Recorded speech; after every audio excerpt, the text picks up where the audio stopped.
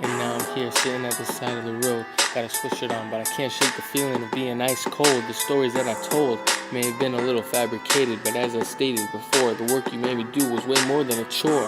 I remember sitting in my room with clothes on the floor, looking up at the poster that I tore, thinking crazy, but maybe one day you'll understand that you were drowning me. Quick, somebody get me to dry land.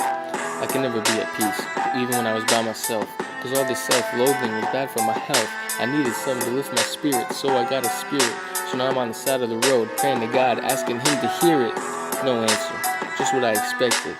Not like it matters, wasn't the first time I was rejected, but the question remains, where do I go from here? I was just left there to stare up at the sky, thinking, will I survive? You there, give me a sign. Run away in terror, but it wasn't your fault, it was mine. Since the start of my birth, you've been running me like an oligopoly, raising me sloppily, thinking you got me made, but you used too dark of a shade. Now rethink yourself. Is it full of self-doubt? It should be. For some reason you always be saying, don't look at me. How can it be that you think you failed with me? Cause I have nothing to show, but you have to remember, behind every blade of grass there's a little whisper that says grow. So don't say no, just stay cool, and everything will go. At times when I sit alone in the dark, cause the light hurts my eyes, I don't want to see my demise, but when I close them all I see is faces with no features, looking scary like creatures. What do you call this when it's all materialistic? Kept me behind so many doors, a chance? Nah, I couldn't risk it. Keeping me sheltered, why ask? Did something that bad happen in your past? Cause you tell me nah, nothing was bad. How is it that possible? So all this abuse was for nothing and you don't ever hold yourself responsible?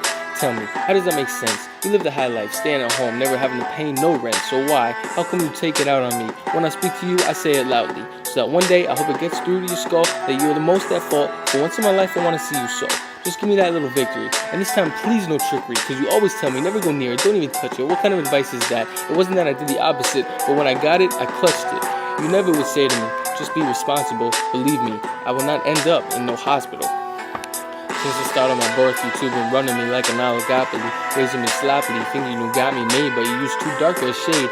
Now rethink yourself. Is it full of self-doubt? It should be. For some reason you're always being saying, don't look at me. How can it be that you think you failed with me? Cause I have nothing to show, but you have to remember, behind every blade of grass there is a little whisper that says grow.